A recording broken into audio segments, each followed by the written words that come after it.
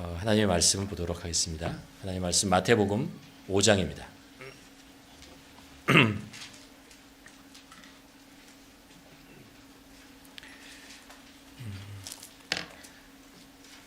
마태복음 5장 1절에 3절 말씀 저와 함께 짧으니까 한 절씩 다 같이 봉독하도록 하겠습니다. 여호와께서 무리를 보시고 산에 올라가사 앉으시니 제자들이 나아온지라 입을 열어 가르쳐 이르시되 심령이 가난한 자는 복이 있나니 천국이 그들의 것임이라. 우리가 사도 바울이 빌립보서의 3장에서 이런 고백을 합니다. 내가 주 그리스도 예수를 아는 지식이 가장 고상함을 인하여 내가 그를 위하여 모든 것을 잃어버리고 배설물로 여김은 그리스도를 얻고 그 안에서 발견되려 함이라 라고 고백합니다. 사도 바울의 삶 속에 예수 그리스도를 아는 것, 그것이 그의 삶에 가장 고귀하고 소중한 것이다 라는 것을 이제 고백하는 거죠. 여러분은 어떻게 생각하십니까? 예수 그리스도를 아는 것이 우리 삶에 가장 소중한 가장 고귀한 것이다 라는 생각을 계속해서 말씀을 보면 볼수록, 그리고 삶의 신앙생활을 하면 할수록 계속해서 그것을 고백할 수밖에 없습니다. 우리가 올 초에 하나님에 대한 말씀을 나누면서 예수 그리스도께서 누구신가라는 것을 여러분과 함께 나누었습니다.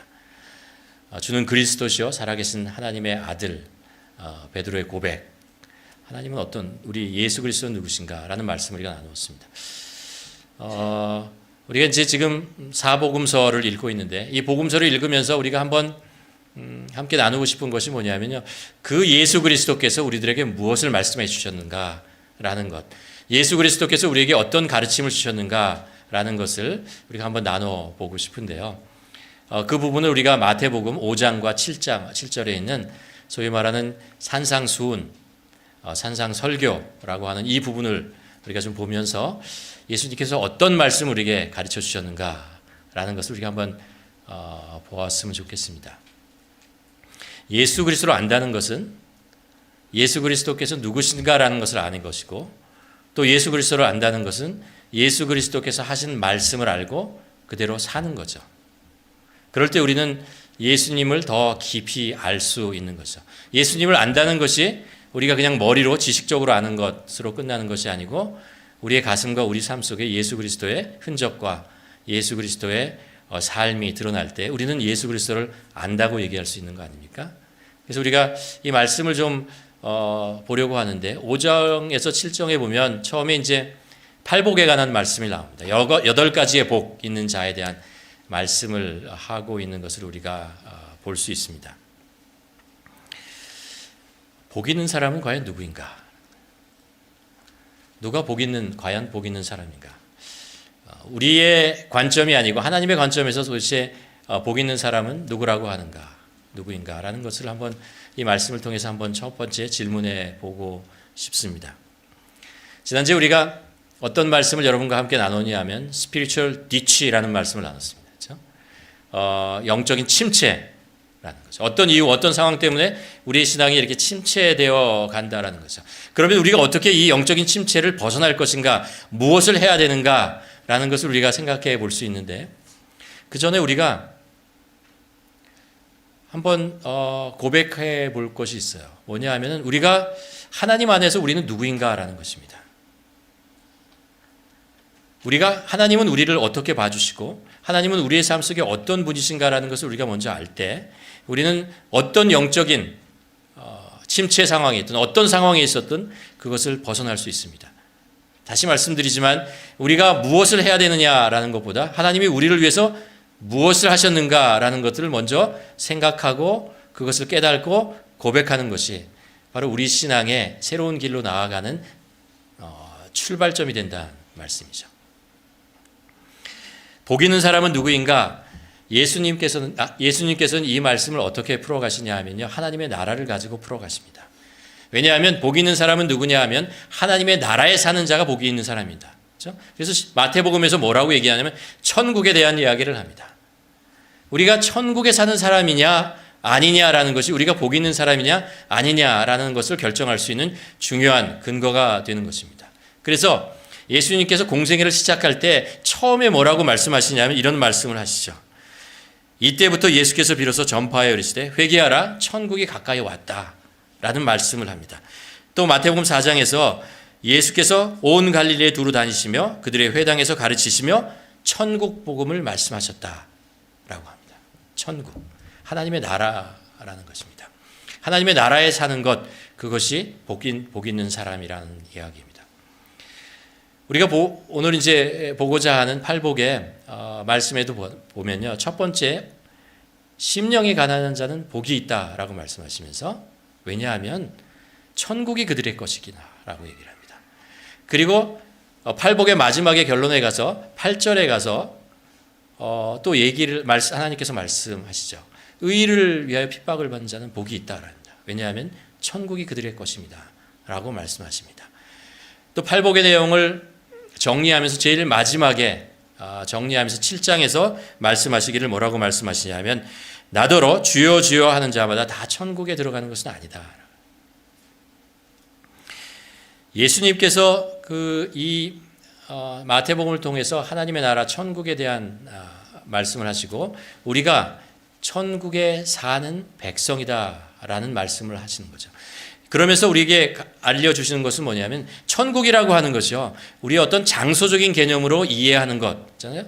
그런 것이 아니고 천국이라고 하는 것은 하나님의 다스림이라는 것입니다. 하나님의 통치가 임하는 것이 천국이라고 말씀하시는 것입니다. 하나님의 나라가 이 땅에 임한다고 말씀하십니다.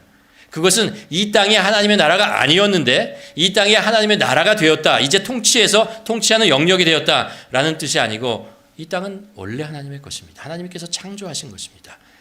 다만 죄로 인해서 이 땅의 통치, 우리의 마음과 우리의 생각을 통치해 나가는 것이 하나님이 아니고 사단이, 죄가 우리를 통치하고 우리를 끌고 나가는 그런 죄된 삶을 살고 있기 때문에 그런 것이죠.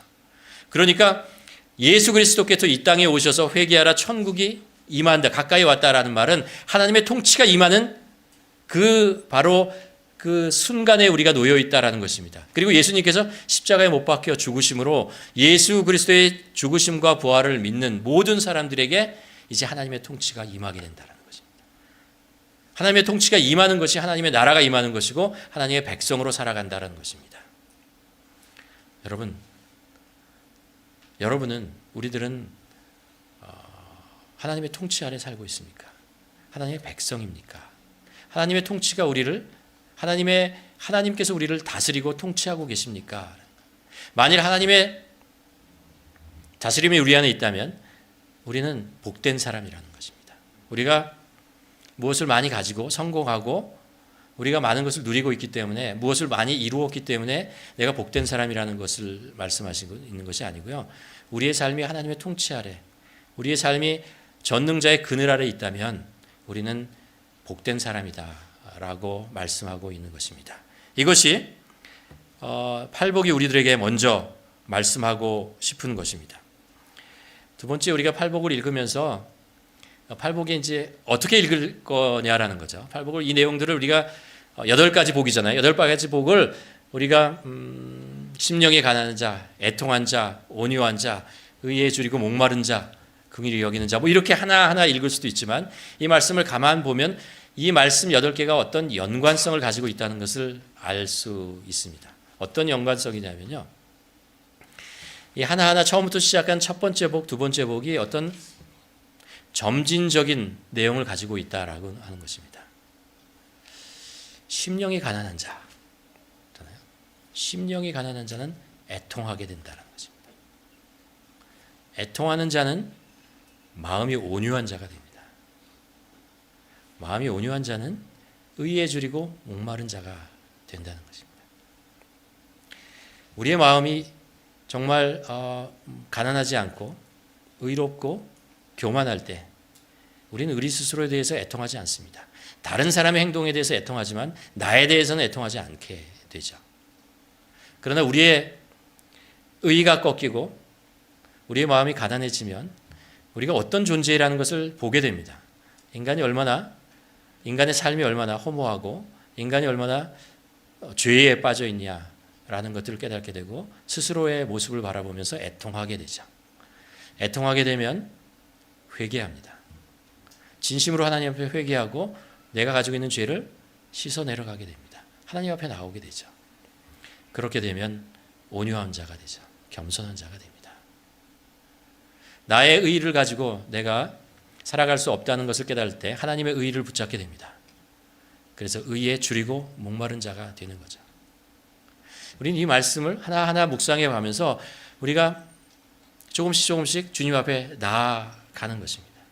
그러면서 우리가 주님과 가까워지는 거죠. 또 하나 이 팔복의 말씀을 우리가 이렇게 또 볼 수 있습니다. 팔복의 첫 번째 처음에 4가지 복과 그리고 그 다음에 4가지 복이 서로 2개의 어떤 쌍을 이루고 있다라는 것입니다. 첫 번째 이제 심령이 가난한 자와 5번째에서 얘기하는 긍휼히 여기는 자와 우리가 연결해서 읽을 수가 있습니다. 자신의 심령이 가난한 것을 보는 사람들, 내가 얼마나 가난한 존재인가를 볼 때 정말 다른 사람들을 긍휼하는 마음으로 바라볼 수 있다는 것입니다. 첫 번째 4개의 보배를 통해서 우리는 하나님과 나 사이에서 내 모습을 바라보게 됩니다. 그리고 그것을 통해서 그 다음에 나오는 4번째 복을 통해서 나와 인간과의 다른 사람과의 관계가 어떻게 맺어져야 하는 것을 우리가 그것을 통해서 배우게 되죠. 우리 심령이 가난한 자들은 진정으로 다른 사람을 긍휼한 마음으로 바라볼 수 있고, 애통하는 자는 마음이 청결한 자. 여러분, 우리가 애통해서 우리의 죄를 씻어내면은 우리가 사람들을 투명하게 볼 수 있어요. 사람들을 가지고 있는 어떤 선입견이나 그 사람이 가지고 있는 타이틀이나 아니면 그 사람이 나에게 했던 어떤 행동이나 아니면 들었던 소문을 가지고 바라보는 것이 아니고 깨끗한 마음으로 그 사람을 있는 모습 그대로 바라볼 수 있어요. 또 온유한 자는 복이 있나니 하고 화평케 하는 자는 복이 있나니라 합니다. 부족하다, 나는 약하다 이런 것이 아니고 하나님 앞에서 내 삶 속에 얼마나 많은 실패와 좌절가 있었는가. 그리고 그것이 하나님께서 어떻게 나를 회복해 주시고 나를 새롭게 해주시고 나를 일으켜 주셨냐. 하나님의 손이 내 삶 속에 임한다는 것은 나의 의와 나의 열심이 나를 세우는 것이 아니고 하나님의 열심과 하나님의 사랑과 의가 나를 세웠다라는 것을 아는 자들이 온유해질 수 있습니다. 겸손해질 수 있는 것이죠. 그런 겸손한 사람이 화평케 하는 자가 되지 않겠어요? 사람들 사이에서 그 사람들을 사랑하는 마음으로 그 사람들 사이에 피스메이커로 들어가서 인내하며 두 사람을 화평케 하는 자로 살아갈 수 있는 거죠. 4번째는 의에 줄이고 목마른 자가 의를 때문에 핍박을 받을 수 있죠. 하나님의 의가 얼마나 소중하다는 것을 알고 그 가치를 아는 자, 그것이 나에게 얼마나 소중하다는 것을 그것을 목말라 하는 사람만이 그 의를 위해서 하나님의 의를 위해서 하나님의 공의를 위해서 희생할 수 있다는 것입니다. 그렇죠. 우리가 이 말씀을 팔복의 말씀을 좀 우리가 깊이 묵상하면 왜 예수님께서 첫 번째 설교의 말씀을 복 있는 자에 대한 이야기를 하고 있는지, 그것이 하나님의 백성으로서 얼마나 소중한 것인지를 우리가 한번 다 깨달았고 우리 스스로가 복된 자, 주님 안에서 복된 자 되기를 바랍니다. 3번째는 복 있는 사람은 어떻게 사는가? 어떻게 하면 복 있는 사람이 되는가? 우리가 이 팔복을 어떻게 읽느냐에 따라서 이 팔복이요 우리에게 은혜가 될 수도 있고 이 팔복이 우리에게 율법이 될 수도 있어요. 무슨 얘기냐면 팔복이라고 하는 것이 똑같은 구조로 되어 있는데요. 이런 구조로 되어 있습니다. 이렇게 사는 사람이 복된 사람이다. 왜냐하면 하나님의 은혜가 임했기 때문이다. 라는 이야기를 합니다. 이렇게 사는 사람이 복된 사람이다. 왜냐하면 이런 은혜가 그런 사람에게 임하기 있기 때문이다. 라는 것입니다. 그런데 이것을 거꾸로 읽으면요. 어떻게 되냐 하면은 이렇게 됩니다. 이렇게 살면 우리들에게 복이 임한다.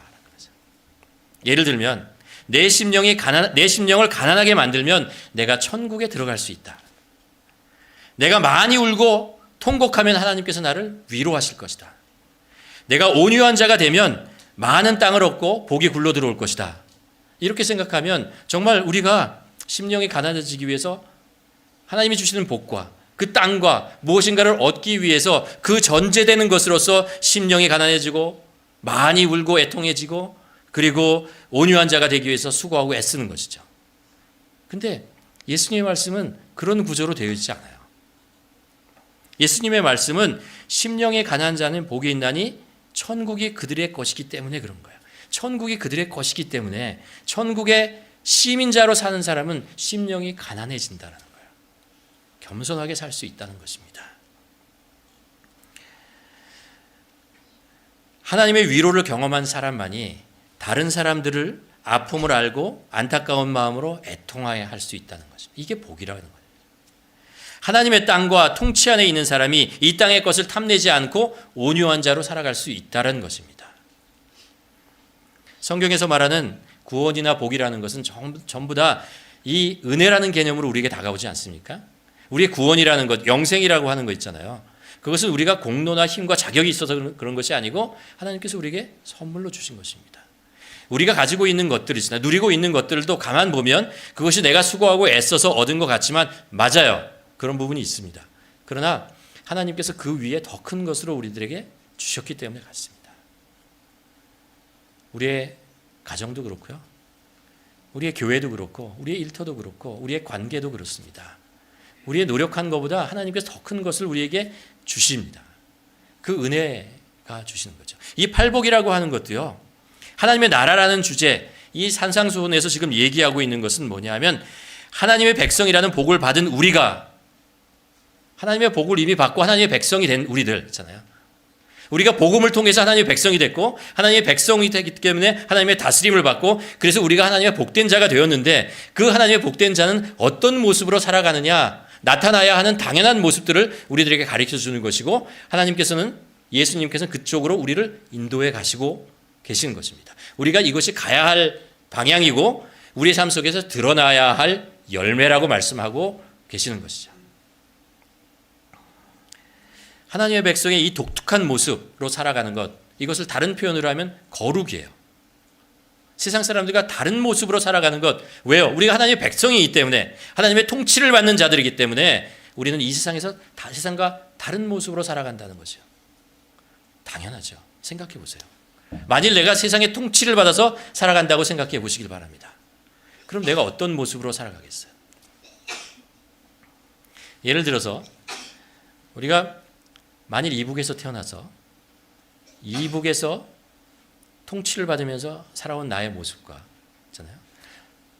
만일 우리 자녀가 한국에서 태어나서 한국의 체제와 이 속에서 자랐다면 이 두 사람의 모습이 똑같겠습니까? 똑같을 수 없죠. 사회에 대한 생각이나 자신의 인생에 대한 생각이나 가치관이나 인생관이나 모든 것이 달라질 수밖에 없습니다.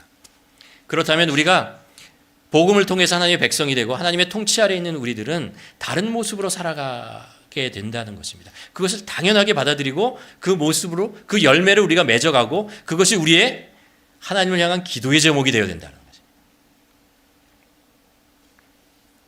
천국은 우리들에게 그렇게 임한다는 것입니다. 그래서 예수 그리스도께서 이 팔복의 말씀과 그리고 계속해서 산상수훈의 말씀을 통해서 우리가 하나님의 백성이라는 것을 자꾸 하나님의 통치 아래 있다는 것을 자꾸 리마인드하기를 바라는 거예요. 그래서 하나님의 나라라는 이야기를 자꾸 하는 거예요. 하나님의 나라. 우리는 하나님의 나라라는 것이 우리가 나중에 이제 천국을 가는 곳 있잖아요. 그곳뿐만 아니라 지금 하나님의 통치가 일하는 이곳에서의 삶을 우리들로부터 시작하는 것이고 그것이 영원한 하나님의 나라와 연결되어지는 것입니다. 우리들은 천국 시민입니다. 여러분 이 사실을 인정하십니까? 네. 우리는 하나님의 통치에 있는 사람들입니다. 한 가지 더 여러분과 나누고 싶은 것은 1절에 보면요. 예수께서 무리를 보시고 산에 올라가서 앉으시니 제자들이 나아온지라 입을 열어 가르쳐 이르시되 라고 말씀하십니다. 말씀 가만히 읽어보면요. 약간 이상해요.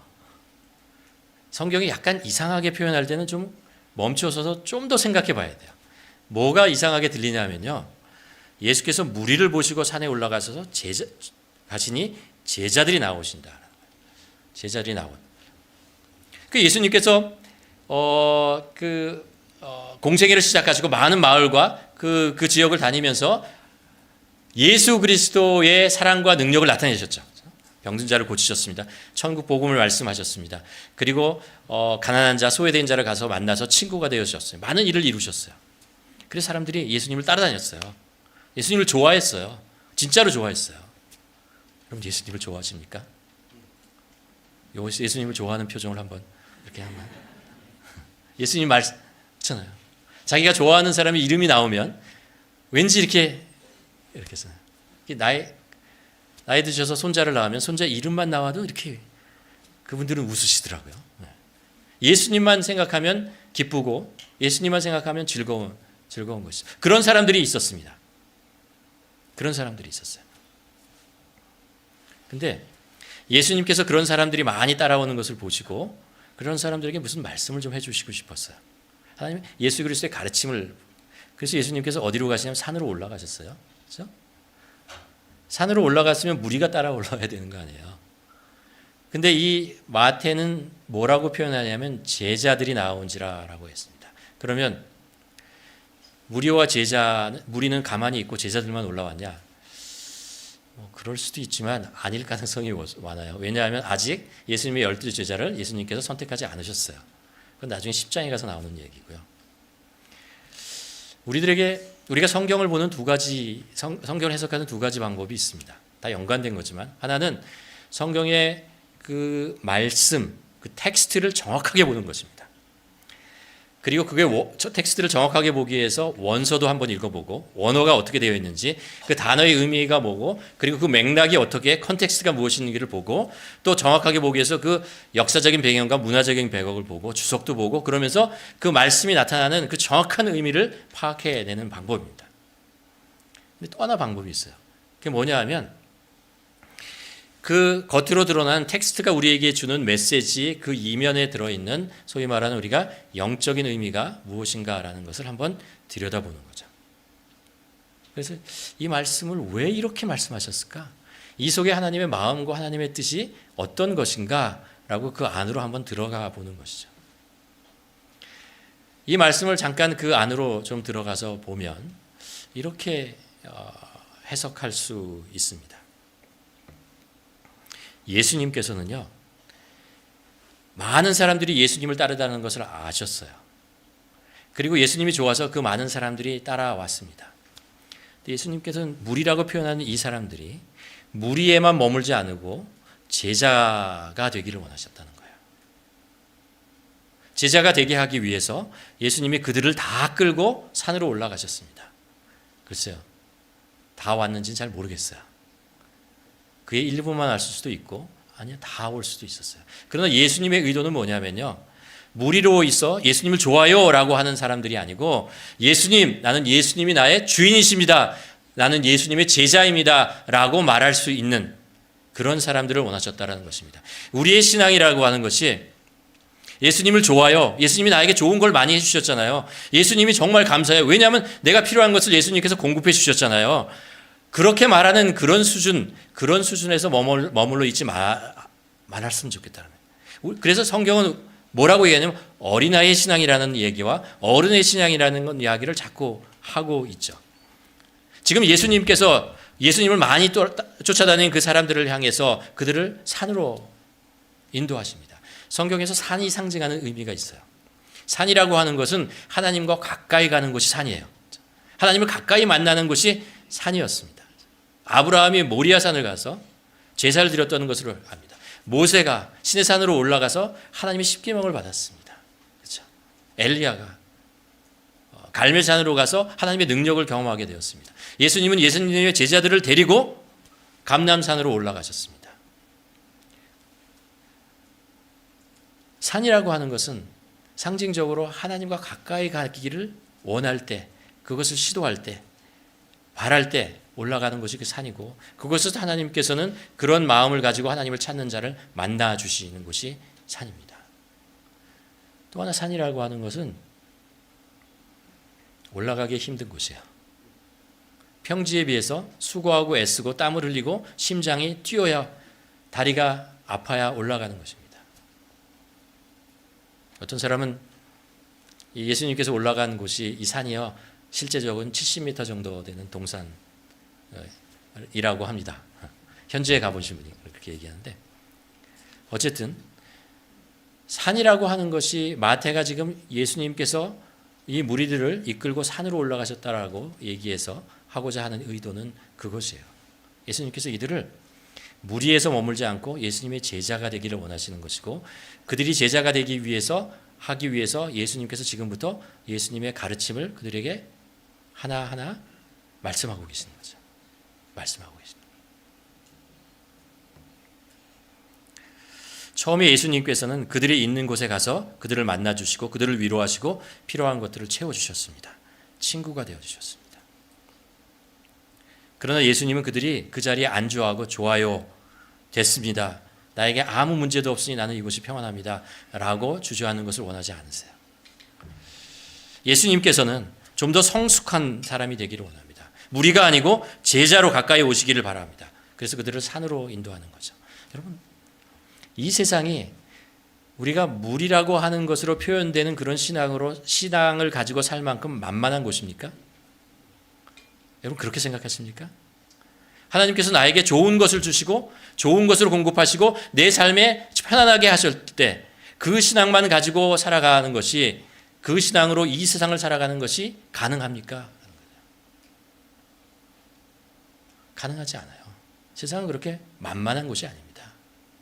그렇게 쉬운 곳이 아닙니다.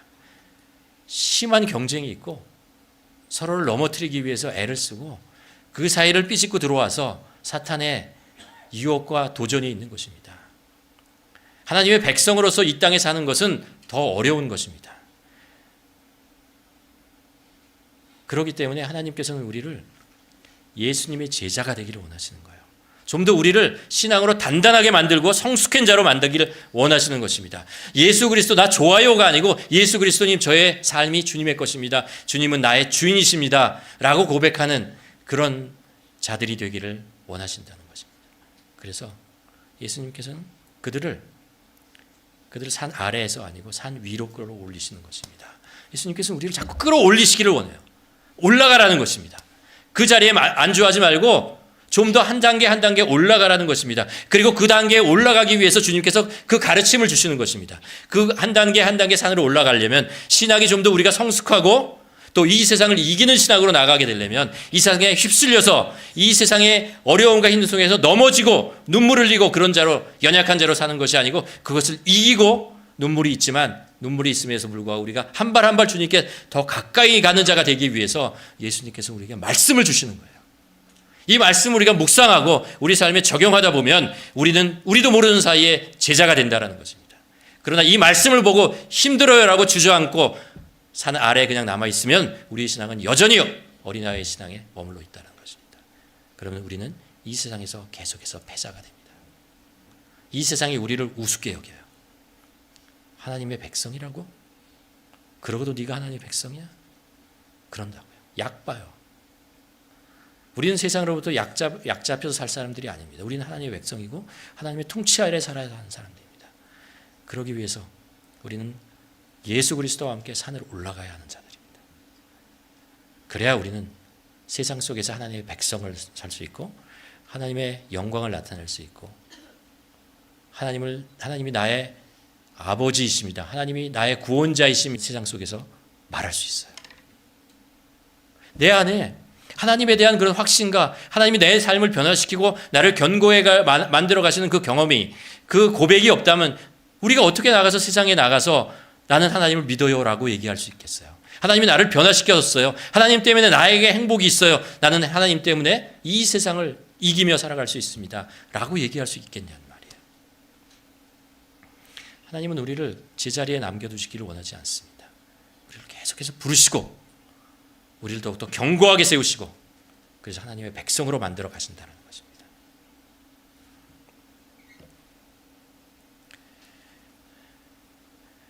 말씀을 정리하려고 합니다.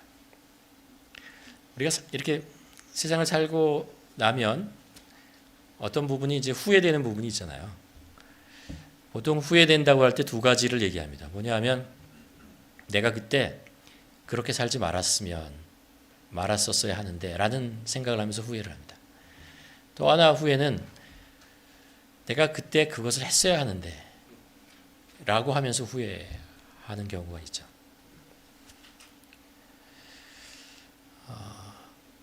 복 있는 사람은 누구인가? 하나님의 다스림에 자신의 삶을 드리는 사람입니다. 주님의 그 다스리고 인도하실 때 주님과 함께 산으로 올라가는 자들이 복 있는 사람이고 하나님의 백성이고 하나님의 다스림을 받는 자들이라고 얘기합니다. 우리는 신앙인으로서 절대 후회하지 말아야 되는 것이 하나 있어요. 뭐냐면 그때 주님께서 나를 부르시고 산으로 올라가자 그랬는데 아니요 라고 얘기하는 거 있잖아요. 조금만 있다가요 라고 얘기하는 거 있잖아요. 나는 그냥 이곳이 좋아요. 그것은 다른 사람이 가는 곳이죠 라고 얘기한다면 우리는 어쩌면 우리의 삶을 크게 후회할지 모르겠습니다. 예수님께서 우리를 부르시는 목적은요, 말씀드리지만 가까이 두기 위해서라고 하잖아요. 우리를 주님 곁에 가까이 두기 위해서 말씀하시는 것입니다. 주님은 절대 저기 산이 있으니까 내가 지금까지 가르쳐준 것 가지고 이제 너 혼자 올라가라 라고 말씀하시는 분이 아니라는 것입니다.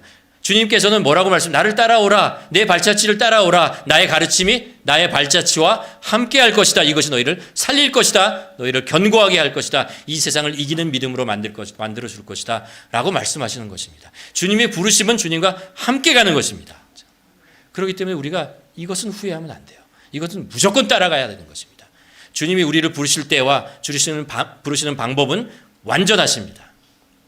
우리는 그것에 순종하고 나가야 합니다. 그럴 때 우리 신앙이 성장할 수 있고 우리의 신앙이 뒤치에 빠져서 헤맬 때 우리가 그곳에 빠지지 않고 살아가는 것입니다. 어쩌면 우리가 신앙의 침체에 빠지는 것은 하나님의 부르심이 있었을 때 그것을 부르지 않고 아니요 내가 이런 일이 있어요 저런 일이 있어요 나는 갈 수 없어요 라고 익스큐즈를 했을 때 그래서 주님이 너무나 멀리 가버리셨어요. 나는 이곳에 그냥 남아 있었어요. 그럴 때 우리의 신앙이 침체가 되는 것은 아닌가. 여러분 오늘도 다 다른 방법으로 우리 자신들을 부르신다고 믿습니다. 여러분 그 부르심에 응답했으면 좋겠습니다. 어쩌면 다니엘 기도에 21일 동안 한번 우리 기도해 봅시다 라고 하는 말씀이 우리 각자에게 주신 하나님의 음성일 수 있습니다. 한번 기도해 봅시다. 이 기도하는 중에 하나님께서 나에게 어떤 말씀을 해주시는지 얼마나 나에게 더 가까이 와주시는지 그것을 한번 경험해 봅시다. 경험해 봅시다. 그러기 위해서 우리가 수고해야죠. 산으로 올라가야 합니다. 제자리에서 이루어지는 것이 아니라는 말씀입니다. 바라기는 우리가 이 하나님의 부르심, 우리 주님의 부르심에 응답하며 주님과 함께 산으로 오르는 자 되기를 바랍니다. 그래서 하나님이 주시는 주님께서 인도하시는 그 길로 함께 나아가며 복된 자 되기를 주님의 이름으로 간절히 축원합니다. 기도하시겠습니다. 이 시간에 한번 기도했으면 좋겠습니다. 나는 하나님의 다스림 안에 있는 자인가? 아니면 나는 세상의 통치 아래 있는 자인가? 둘 중에 하나밖에 될 수 없다는 것을 압니다. 아무리 부정해도 하나님의 통치 아래 있지 않다면 우리는 세상의 통치 아래 있는 것입니다. 나도 모르게 내 안에 세상의 가치관과 세상의 인생관과 세상이 이끄는 대로 따라갈 수밖에 없습니다. 그러기에 우리 주님께서는 하나님의 백성으로 우리를 부르십니다. 세상이 이끌며 통치하는 길은 결국 가서 아침 이슬과 같이 사라지는 것입니다. 그러나 하나님의 통치와 인도하심은 생명의 길로 우리를 인도합니다. 이 시간에 기도하며 하나님 저희가 하나님의 통치 아래 하나님의 다스림 안에 사는 자 되게 하여 주시옵소서. 주님께서 우리를 부르실 때 하나님 우리가 주님을 따라서 한 발 한 발 산으로 오르는 자 되게 하여 주시옵소서. 그래서 주님과 더욱더 가까이 가는 자 되게 하여 주시옵소서. 우리 함께 기도하도록 하겠습니다.